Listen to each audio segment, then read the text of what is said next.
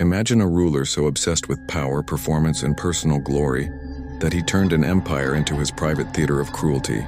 His name, Nero Claudius Caesar, a name that still echoes through history as the very embodiment of madness wrapped in royal robes. Nero's story doesn't begin with insanity. It begins with politics, manipulation, and ambition. Born in 37 AD, he was adopted by Emperor Claudius at the urging of his mother, Agrippina the Younger. She was determined to make her son the ruler of the Roman Empire, and she would stop at nothing to see it happen. Claudius, whether out of naivety or weakness, fell into the trap. Not long after Nero's adoption, Claudius mysteriously died. Many believed he was poisoned by Agrippina herself. Nero became emperor at just 16 years old. At first, Rome hoped for the best. Nero's early rule, advised by philosophers like Seneca, seemed almost promising. He lowered taxes, ended secret trials, and was generous with the public. But beneath that youthful charm and apparent benevolence was a storm waiting to explode. Nero believed he was more than an emperor. He thought he was an artist, a poet, a god on earth. As his power grew, so did his desire for total control, not just over the empire, but over the people's hearts, minds, and very souls. He performed on stage, sang songs, and forced senators and nobles to attend his performances. If they dared to yawn or look bored, they could vanish overnight. Many did.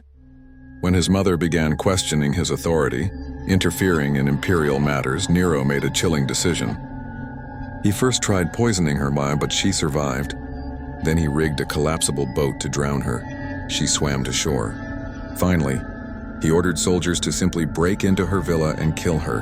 After her death, Nero gave her a grand public funeral, complete with musicians and praise. A grotesque show that blurred the line between mourning and mockery. But perhaps nothing defines Nero's reign of terror more than the Great Fire of Rome in 64 AD. For 6 days, flames devoured the city. Ancient historians report that while Rome burned, Nero watched from a tower and sang of Troy's destruction, playing his lyre as thousands lost their homes. Whether or not this is literal truth, the symbolism remains powerful. In the aftermath, Nero needed a scapegoat. He blamed the Christians, a small misunderstood sect, and unleashed horrific persecution.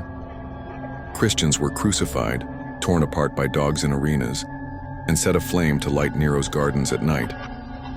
These weren't just executions, they were spectacles of suffering, and Nero delighted in every moment. His paranoia grew. He executed senators, advisors, generals, even his own wife, Poppaea, whom he supposedly killed in a fit of rage by kicking her during pregnancy. Later, he had their unborn child declared divine. To Nero, reality was a stage, and he was its tragic, twisted star. Meanwhile, Rome suffered. The treasury was depleted. Rebellion sparked in the provinces. His once loyal generals turned against him. By 68 AD, the Senate finally declared Nero a public enemy. Alone, deserted by his guards, Nero fled. In hiding, he realized no one was coming to save him. Facing capture, he took a dagger and pressed it to his throat. His final words?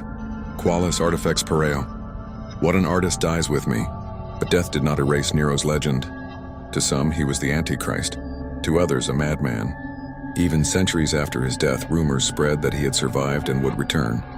Coins bearing his image resurfaced, his shadow lingered. Why does Nero's story still matter? Because it's a warning of what happens when unchecked power meets narcissism, when spectacle replaces substance, and when ego outweighs empathy. So next time you hear about leaders who see themselves more as celebrities than servants of the people, remember Nero. Remember the emperor who burned his own city, silenced his critics with blood, and thought the world was merely his stage. And remember, history doesn't forget those who use power not to protect but to destroy.